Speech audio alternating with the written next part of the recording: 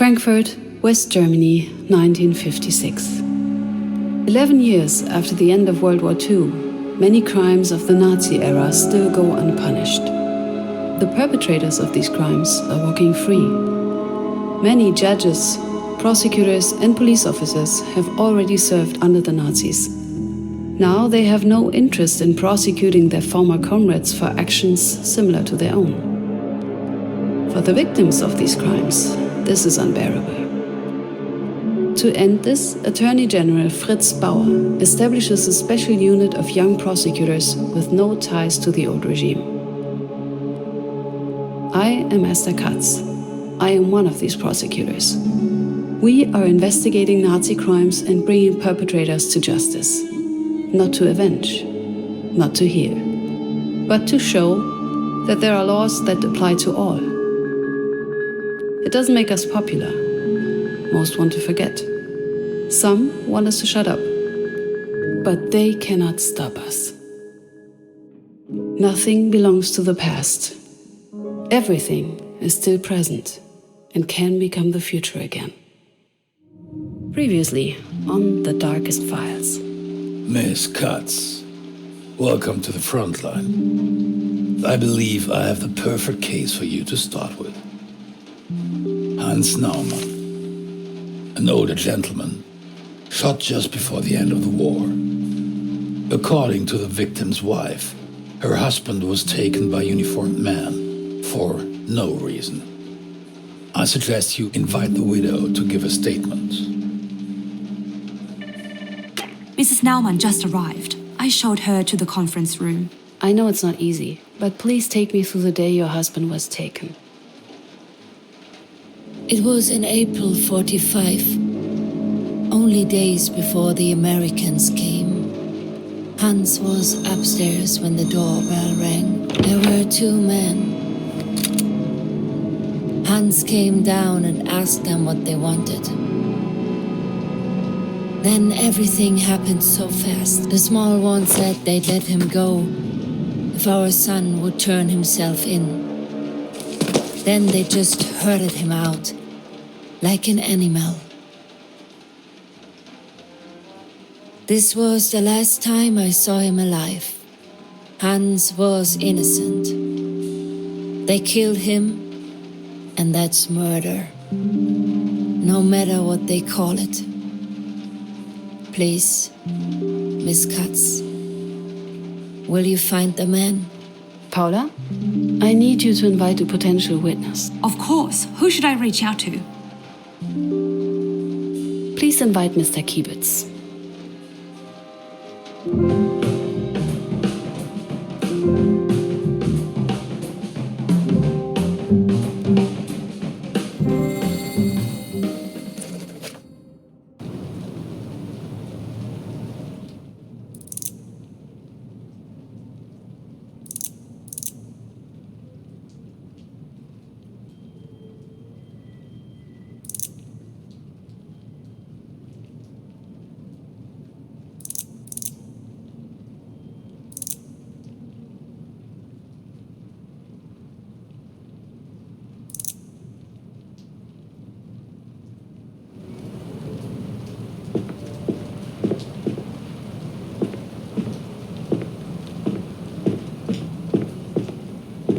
Looks more like somebody's home than a prosecutor's office.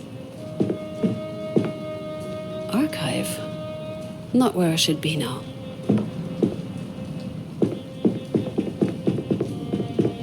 Good morning, Miss Katz.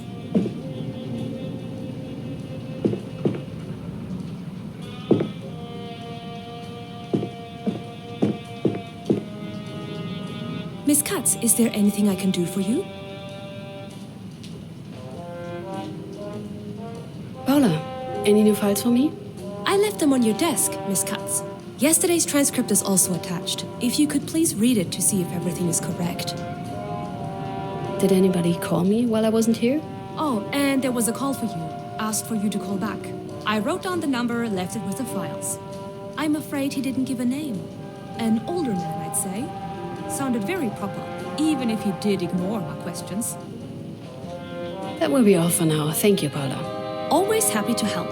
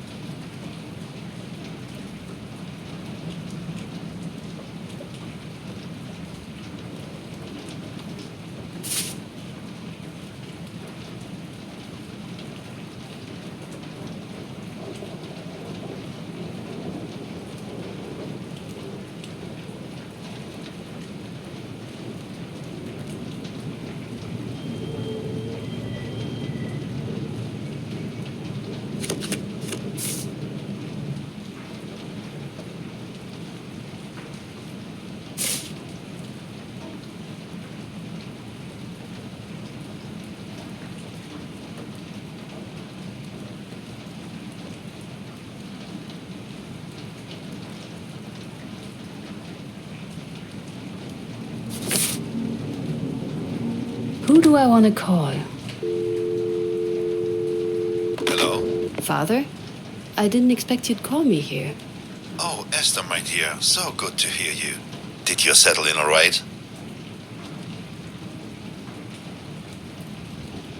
I have great colleagues. Well, most of them. And I believe I can do a lot of good here. I see. Esther, there's something I want to discuss.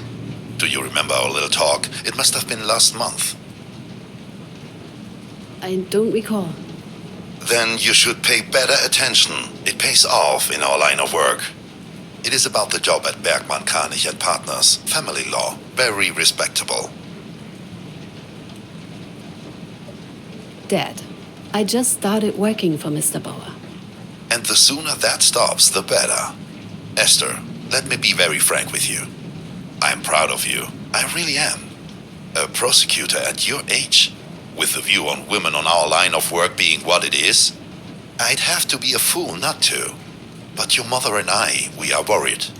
Do you have any idea what they say about Bauer?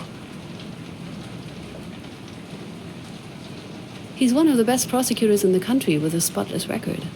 Just as I feared. You must broaden your horizons. Read some other magazines, perhaps. Listen to your father. Leave. Nothing good will come from this.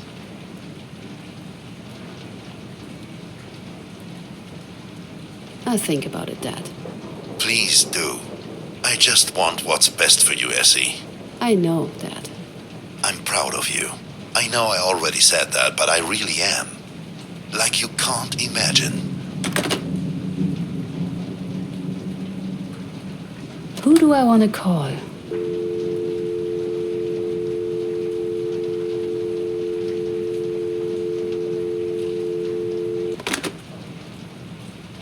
He's not picking up.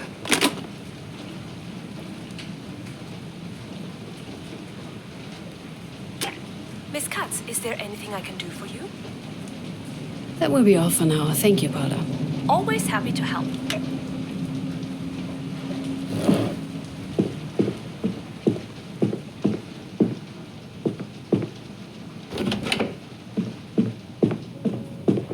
Miss Katz, is there anything I can do for you? That will be all for now. Thank you, Paula. Always happy to help. The door is locked. The door is locked.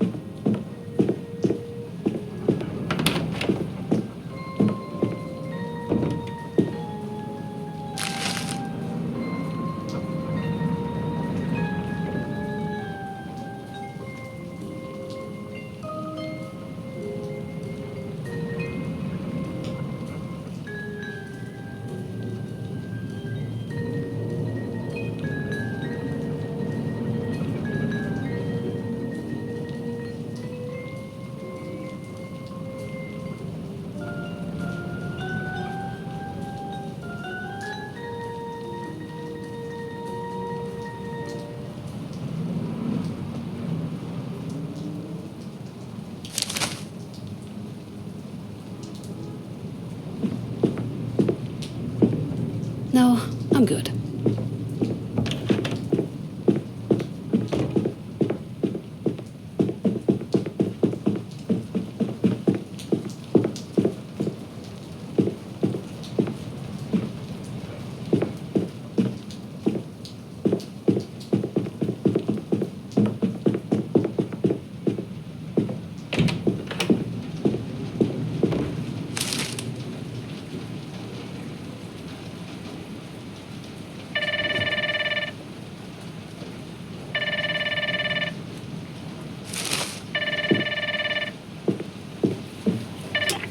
Miss Katz, Mr. Bauer wants to talk to you.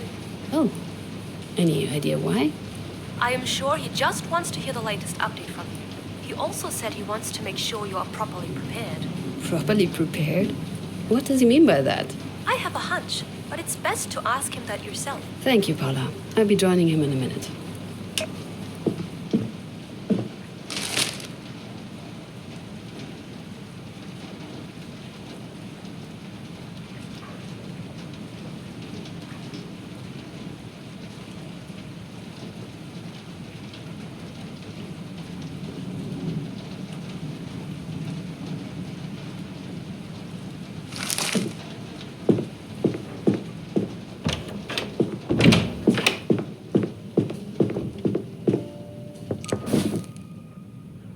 Hello, Miss Katz. Any news regarding the Naumann case? And quite surprising ones. As it turns out, he wasn't even supposed to be arrested. The men were looking for his son, Jan Naumann. When they couldn't find Jan, they took Hans instead, the father. I assume that's what Miss Naumann told you. But are you sure she is telling the truth? According to the files, the man they were looking for had climbed up a flagpole, torn down a flag, and beaten up a block warden when he was caught in the act. Hans Naumann was 77 years old at the time. Of course, there are older men who are in good shape, but... Pulling down a flag and beating someone up seems unlikely. I understand. Yes. I see, but why did the man take him, if they knew he was innocent?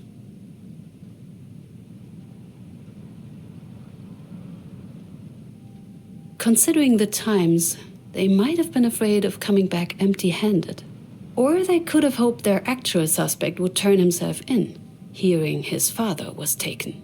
Highly illegal, even back then. Not uncommon, though. But why did they shoot the old man?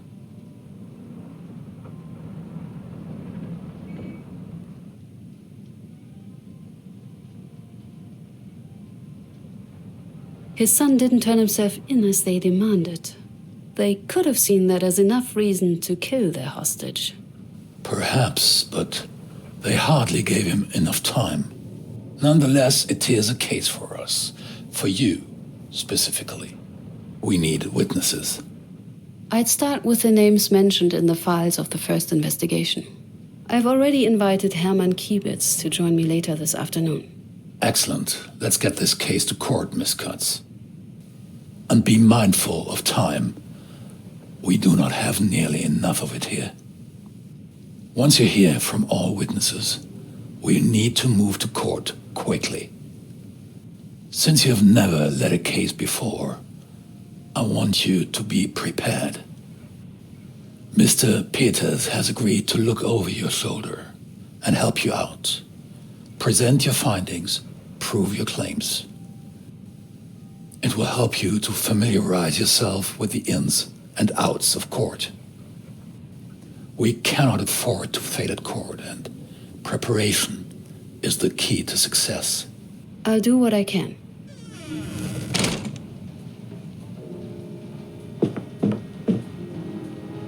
The door is locked. I should meet with Peters.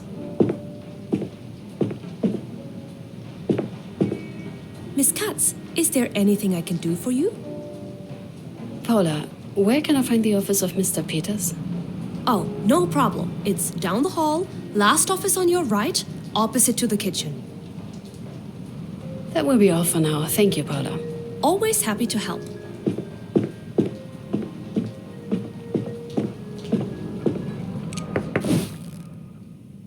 What? And hello to you too. Right. Sorry. Mr. Bauer told me we should work together. Right. The court preparations.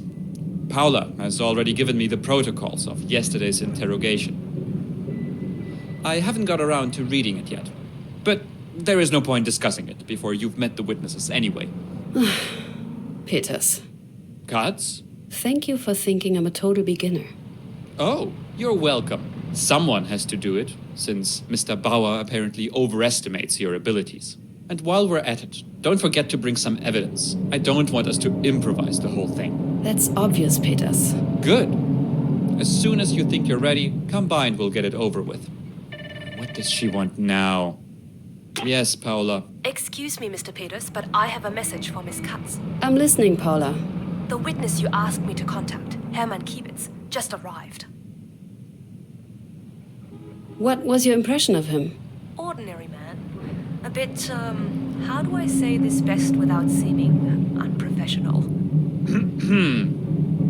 If you two could stop chatting, some of us need to get back to work. Unpleasant. I think that's the right word. Unpleasant. Thank you, Paula. I'll be right with him.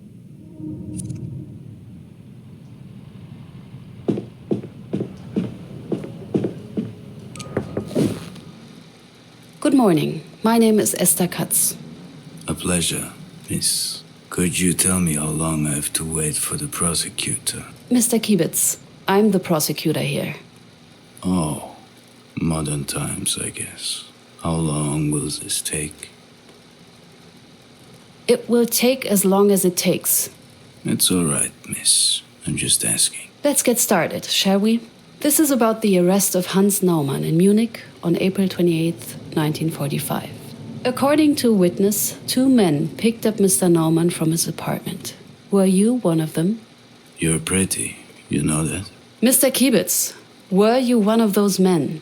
No, I wasn't. We drove to the house. Then our group leader and Mr. Schickert got out of the car to arrest the men.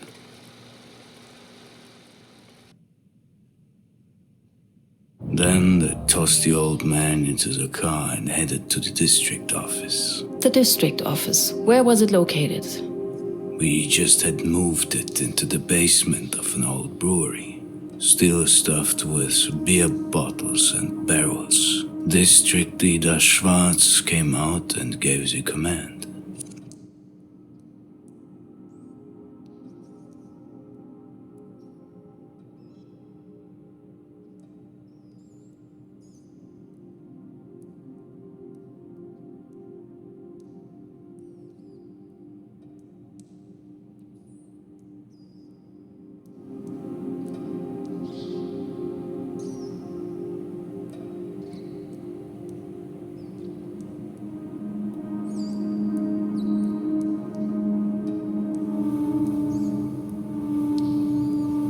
What command?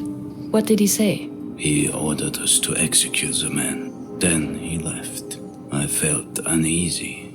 This wasn't right.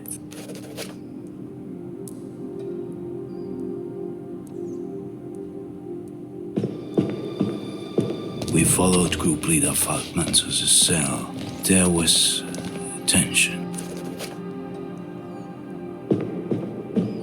This must be the cell.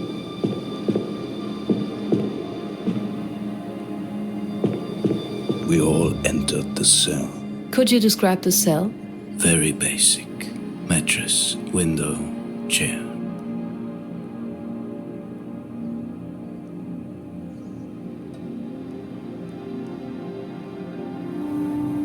What was Mr. Falkman doing?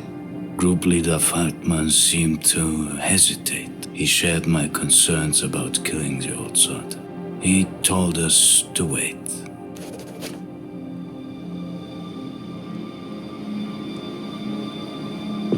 Yet Schickert insisted. He referred to that new order about dealing with insurgents.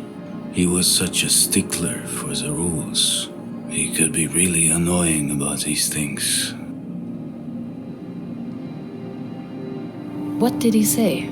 He insisted that any delay would constitute treason. And treason must be reported, he said. The refusal to obey orders would be of interest for the Gestapo. Faced with this open threat of being denounced, we did not dare to act.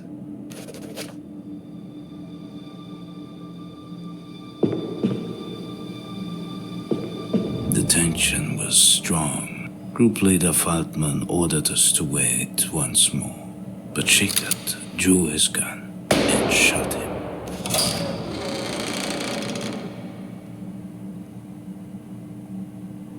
What weapons did the people present have? Standard issue equipment? We could wish. Those were the last days. We had almost nothing left. Rifles, pistols, ammunition. We had to use whatever was somehow left, or what we managed to get out of the ruins. Interesting. I should ask Paula if she can find any information about this.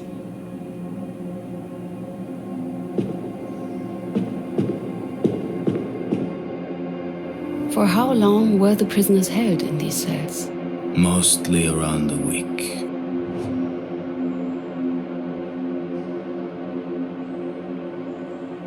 Were the compartments prepared to host prisoners? Kind of.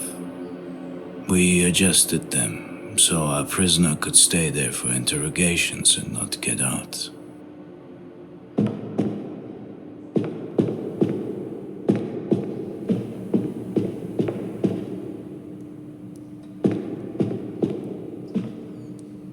Was your local group in contact with other local groups? Just in Bavaria, there were 28 local groups. We were in constant contact with them.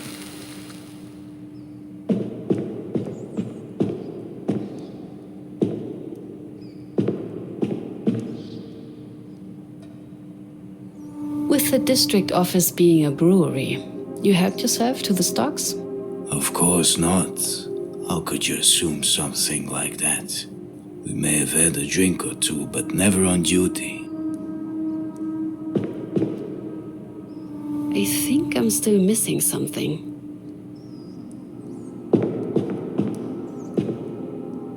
Why did you relocate the office? Because of a big air raid. We wanted to be underground.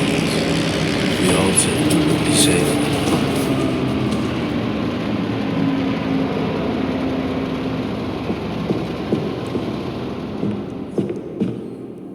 What were your local group's responsibilities in the very last days of the war? We were responsible for all concerns and for many households within Munich. Above all, we tried to eliminate insurgencies.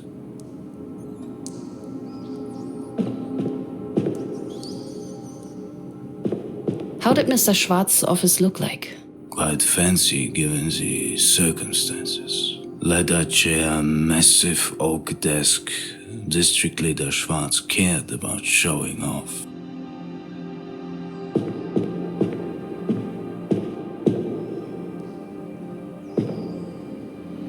Was Mr. Schwarz involved in the execution? He gave the orders, but the members of the local group were responsible for carrying them out. Surely you can't expect a busy man like the district leader to attend every execution in person. There was no execution order in the files I got. If it exists, I should check if I can get my hands on it. Did Mr. Schwarz even get to see the victim Hans Naumann? Not entirely sure. He was in his office when we brought the perpetrator. The victim? The victim into a cell. If Schwarz didn't see the victim, did he know they had the wrong man?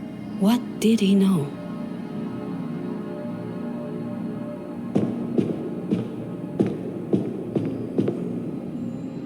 What were Mr. Schwarz's responsibilities as a district leader? He was responsible for organizing relief measures for the party during air raids, coordinating local groups, providing food and emergency quarters. He had also found the brewery for us and organized the move.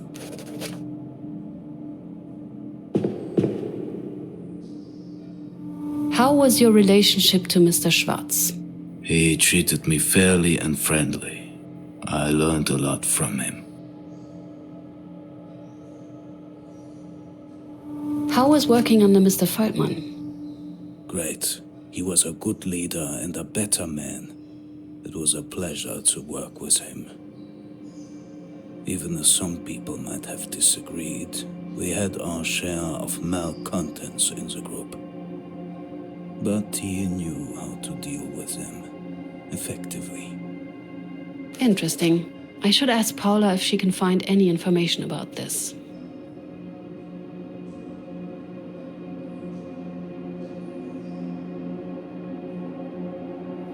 What were your responsibilities in your local group? Most of the time I accompanied District Leader Schwarz and drove him when he needed a driver. He knew how to convey power and discipline. How did you and Mr. Schickert get along? He and I didn't have much to do with each other. We were just part of the same local group. He was no feast for the eyes, a cranky guy, strange. Always strict with his work, but annoying from time to time. He was obsessed with Prussian virtues.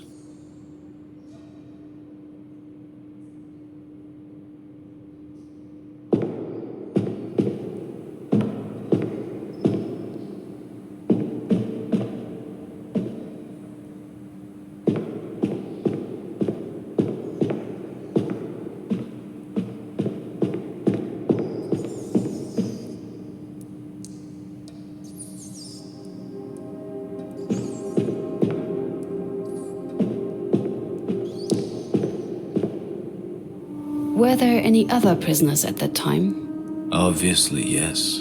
We had to put the traitors somewhere. We adapted part of the storage rooms as cells. Were summary executions common? In those days, yes.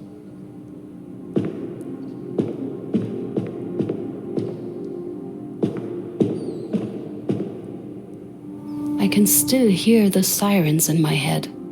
They seem to last forever, but it may just have been a minute full of despair, if you survived it.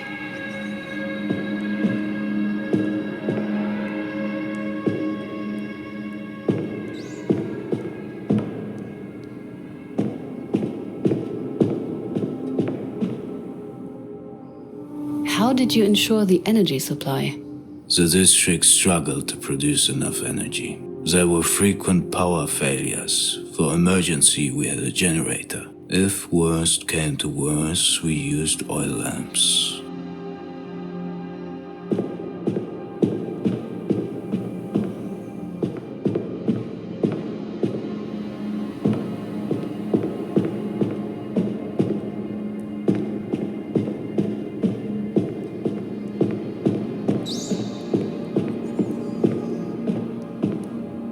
So what you are saying is, Schickert shot the old man against Mr. Feldman's order?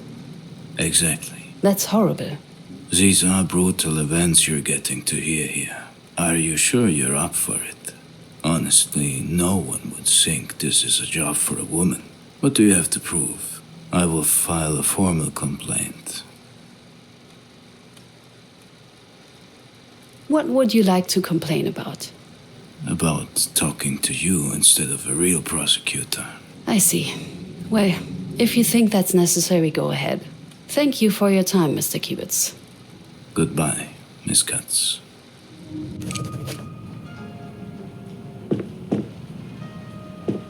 If you have a moment, I have something for you. So, I've done some digging beforehand Yes? and found something potentially useful for you. The brewery's blueprint. I put it in your office on the corkboard. I thought it might help you to have more of a physical understanding of the crime scene. Where exactly is this corkboard? Oh, I hung it up right next to your desk so you can easily find it. I need some additional files. Something specific? One of the suspects mentioned something interesting about Mr. Feldman. Could you check if there was anything strange happening with his subordinates? Threats, blackmail, anything? Of course. I'll start looking. Anything else? According to the suspects, the shooting was ordered by the deceased Mr. Schwartz. But I saw no copy of such an order in the original case's files. That's weird. I'll look into it right away. Anything else? I need information on the equipment used by the local group. Weapons, mainly. As bureaucratic as the NSDAP was, they must have kept some sort of record. Of course. I'll start looking. Anything else? I think that will be it for now. I hope it can help you with the preparations for Mr. Peters. I'm sure it will. Thank you, Paula.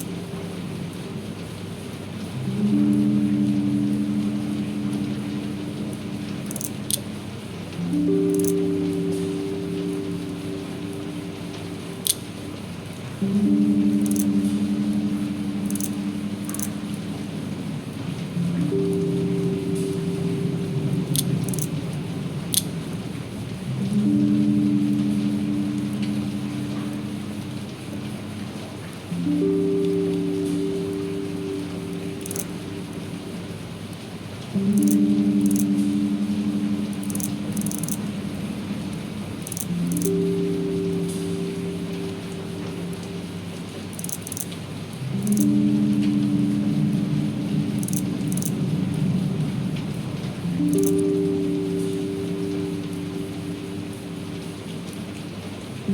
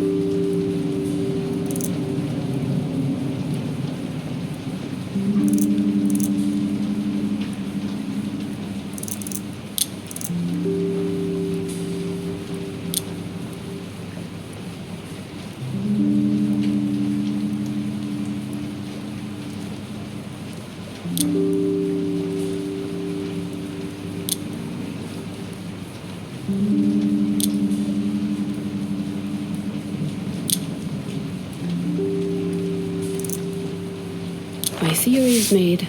I have my files. I think I'm ready for the meeting with Peters.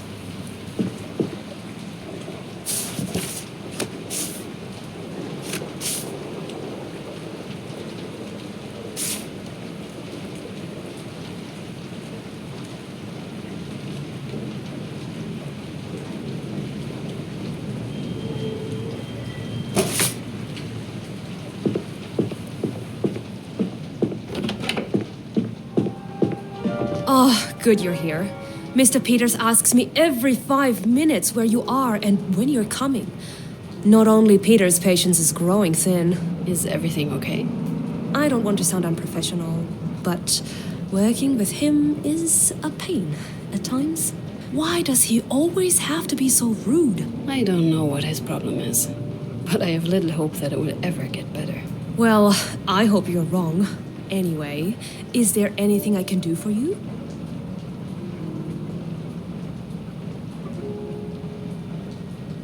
Do you want me to speak with Mr. Bauer about Peter's behavior? I mean, this is unacceptable.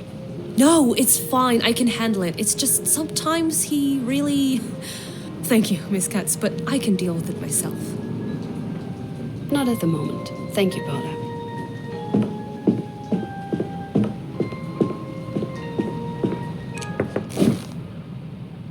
Honorable Miss Katz, would you be ready then?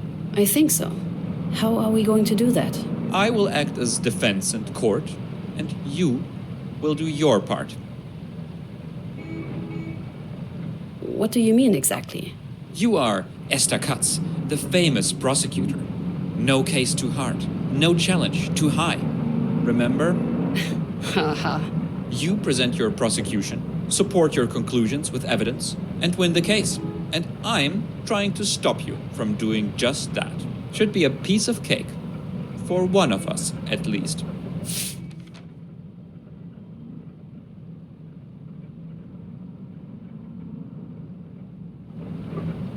His execution was ordered by Herbert Schwarz, the district leader for the city of Munich. As the highest-ranking person involved, he bears the main responsibility for Mr. Norman's death. Mr. Schwarz is unfortunately deceased and as such cannot be tried. This does not, however, absolve his subordinates of their culpability. Objection. According to the witness statement, it was Mr. Schickert who gave the order. Can you support your claims with meaningful evidence? Certainly, Mr. Chairman. If you would take a look at this.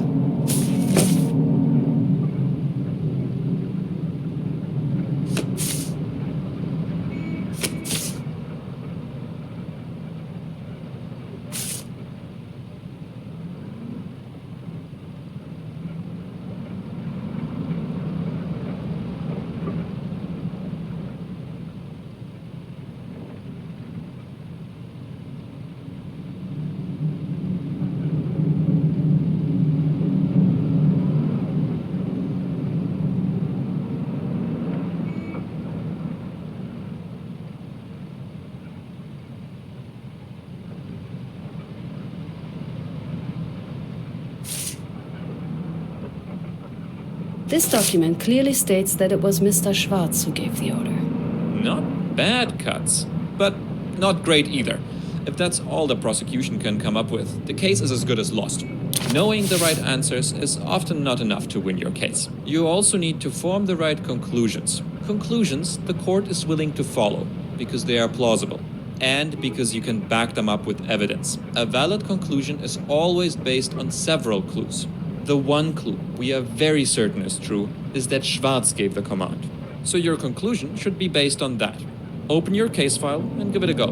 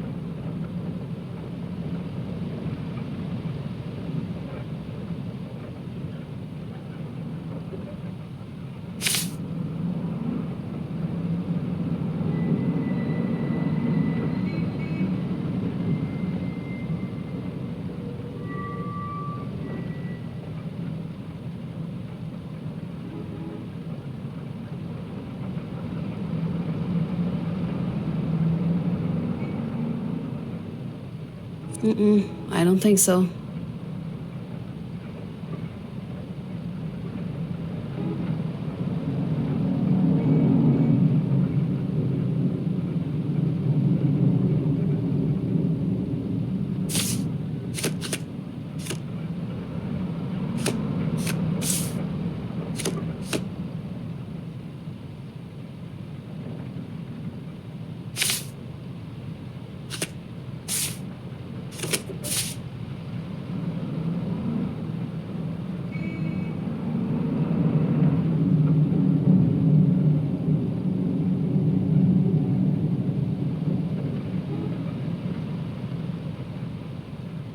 I think I got it.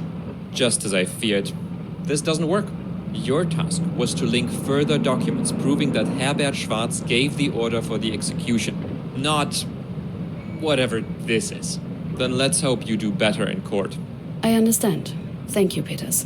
Enough practice. Your case is waiting. Better luck next time. What now? You should ask Paula to invite the next witness. There is still a lot we don't know. Next stop, Paula. Peters? Cuts?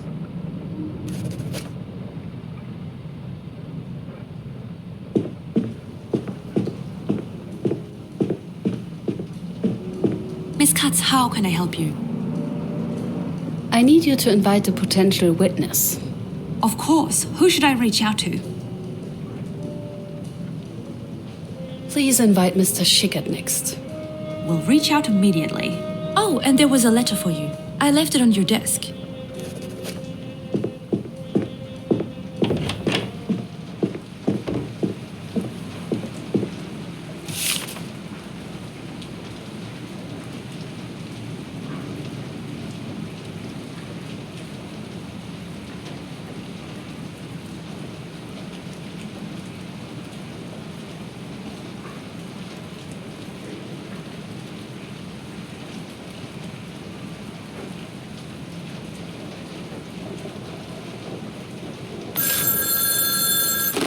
This is Esther Katz. Hello? Whatever Kiebitz told you, don't believe it. It's all a lie.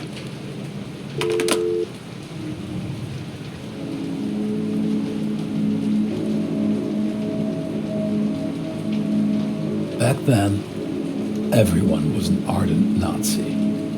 Now they all claim to have resisted, doubted, hesitated, to have said no. Trouble is, somebody must have said yes. But who tells the truth?